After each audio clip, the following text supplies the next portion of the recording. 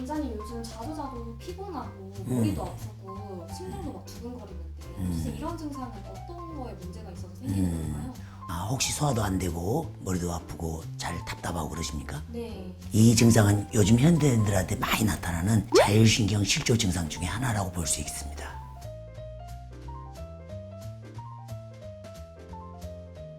자율신경이라는 단어가 조금 생소한데 구체적으로 어떤 역할을 하길래 이런 증상들이 나타나는 걸까요? 자율신경은 우리 몸의 자동 조절 시스템이라고 할 수 있습니다. 마치 자동차의 크루즈 컨트롤 시스템처럼요. 우리가 의식하지 않아도 체온, 혈압, 그다음에 맥박수, 소화, 혈당이라든가 땀 분비들을 자동적으로 조절해주는 작용을 합니다. 예를 들어서 우리가 추운 겨울 날씨에는 날씨가 춥기 때문에 체온을 유지하기 위해서 혈관이 수축되고 혈액이 몸 안으로 중심부로 이동하게 해주죠.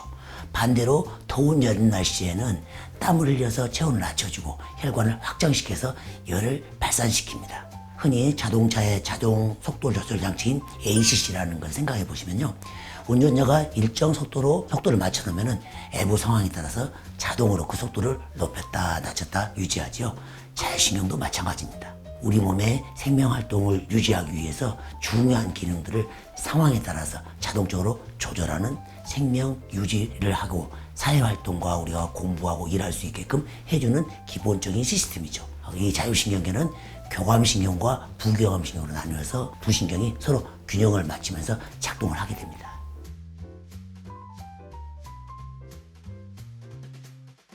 자율신경은 교감신경하고 부교감신경으로 나뉘어서 조절작용을 하신다고 하셨는데 두 개의 차이점은 뭘까요? 자율신경은 교감신경과 부교감신경 두 가지를 하는데요. 마치 자동차의 가속 페달과 브레이크처럼 서로 다른 역할을 합니다. 교감신경은 긴급 상황에 출동하는 소방차와 같아요. 위험하거나 스트레스 받는 상황이 생기면 재빠르게 반응하여 우리 몸을 긴장시키고 심장을 두근두근하게 하고 숨을 헐떡헐떡하게 만들어서 에너지를 많이 쓰게 하는 작용을 합니다. 부교감신경은 편안하게 집에서 릴렉스하고 휴식하는 상태와 같아요. 위험이 없고 안전하기 때문에 이것이 활성화되는데요. 에너지를 비축하는 과정이죠. 심장 박동수가 느려지고 소화도 도와주고 음식을 잘 흡수하게 해주죠. 이처럼 자율신경이 잘 작동해야 우리 몸이 건강을 유지할 수 있어요. 자동차의 가속 페달과 브레이크가 잘 맞물려야 자동차가 부드럽게 작동할 수 있는 것처럼요. 그런데 가끔 이 자율신경이 제대로 작동하지 않을 때가 있어요. 마치 자동차의 브레이크가 고장나서 계속 가속만 되는 것처럼. 또 하나는 이 가속 페달이 고장나서 속도가 안 올라와서 답답하게 차가 진행하는 것처럼 여러 가지 문제가 생길 수 있어요. 이런 상태를 자율신경 실조 증상이라고 부릅니다. 우리 방금 말씀하신 피곤하고 어지럽고 소화가 안 되고 두통이 생기고 이런 증상들이 생기는 겁니다.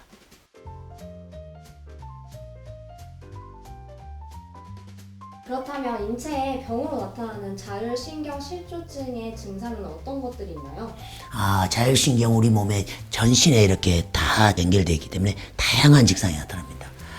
피곤함이 끊이지 않아요. 머리가 자주 아파요. 심장이 두근두근 불안해져요. 소화가 안 되고 답답해요. 어지럽기도 해요. 손발이 아주 차가워져요. 땀이 너무 많이 나요. 땀이 너무 안 나요. 제대로 깊이 수면을 못 하겠어요. 기분이 우울해져요. 집중도 안 돼요. 이런 다양한 증상들이 이 오장육부에 나타나는 겁니다. 방금 말씀드린 그 자율신경 이상은 아주 일반적인 증상이고요. 이것을 좀 더 구체적으로 보면은 두면부에서는 두통, 어지러움, 이명, 안면마비, 안면 통증, 삼장신경통이라고 하죠. 이런 증상이 생기고요. 가슴과 위장 쪽에서는 위장장애, 또 수면장애, 체온 조절을 못하게 돼요. 화병, 기립성 저혈압, 가슴 통증, 둔거림, 불안 이런 증상이 생기고요. 이것이 또 전신에서 보면은 이렇게 자율신경이 여러 가지로 지배하기 때문에 다양한 복합통증 증후군이 생기고요. 대상포진후의 신경통이라든가 레이노드 증후군, 뒷목 어깨가 항상 무거운 만성피로, 스트레스성 탈모, 만성 피부질환 이렇게 개인에 따라서 다양한 증상들을 일으키고 현대인들의 만성질환의 대부분은 자율신경 실조 증상이 겹쳐 있다고 해도 과언이 아닐 것입니다.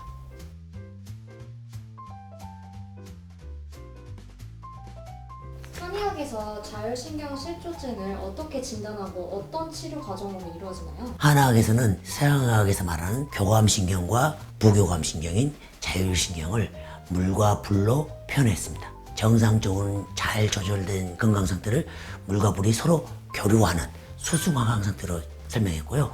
자율신경의 실조증 상태는 물과 불이 교류하지 않고 서로 따로따로 노는 화승수왕으로 표현했죠. 한학에서는 자율신경 실조증을 진단할 때 망문문절과 경락 진찰을 중요하게 여겼습니다. 이는 손가락 끝의 예민한 감각을 이용해서 환자의 몸에서 아시혈을 찾아내는 것입니다.